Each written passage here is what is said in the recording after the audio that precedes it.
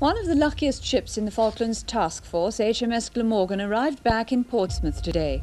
Thousands turned out to cheer the battle-scarred destroyer and her crew, who'd been away for 4 months. Bruce Parker watched her come in.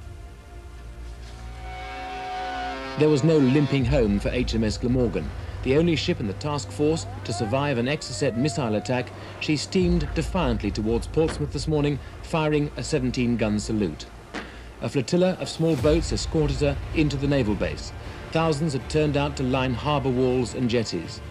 Glamorgan had been at sea continuously since mid-March. One of her main jobs in the Falklands was to bombard Port Stanley by night. She fired over 12,000 rounds during the conflict, more than any other ship in the task force. The damage caused by the Exocet missile was considerable. It slewed across the deck, exploded in the hangar and kitchen area, killing 13 men and totally destroying the ship's Wessex helicopter. Glamorgan was given a tremendous welcome as she neared the quayside. And then the moment the families had been waiting for as the crew came ashore. But amongst all the euphoria of the homecoming, the knowledge that some of the crew had died on active service.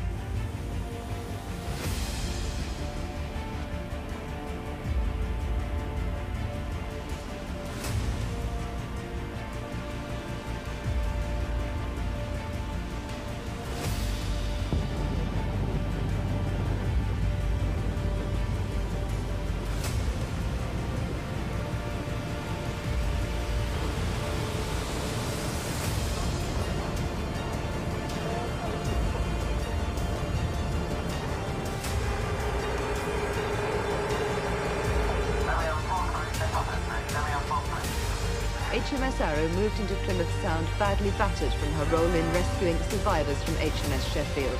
She was accompanied by a flotilla of small boats that turned out to welcome the first casualty of the Falklands conflict. And she still bore the scars, holes caused by cannon fire, 30mm shells fired by guns on Mirage fighters. She was attacked while British troops were carrying out their bombardment of Port Stanley airfield, but she more than settled the score. The sides of her gun record what she, in turn, claims to have destroyed. The crew hadn't anticipated the warmth of their reception, but they had asked for appropriate air cover. The Red Arrow's display team is twinned with the ship that bears its name, but for the crew, the formal welcomes and ceremonies took second place to the families they'd left behind. The average age of the Arrow's crew is just 21. And for the parents who greeted them, they were told by the Arrow's captain that their sons had acquitted themselves with a quiet professionalism of which they could be very proud. Crew who the attack which took place just 1 day before the Argentine surrender. HMS Glamorgan returned today after 4 months at sea. The gaping hole in her side where the Exocet struck was covered by a tarpaulin, but few of her crew will forget just how close she came to total disaster. The quay was lined with cheering relatives and friends, and there were emotional scenes on the quayside as the 450 crew were reunited with their families.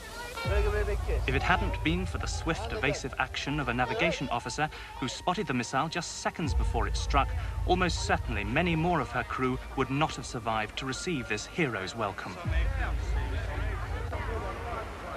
Also back from the Falklands today, the frigate HMS Plymouth that survived 4 Argentine bombs, a welcome banner hung from the Forth Bridge as she sailed up the Firth to her home port, Rosyth.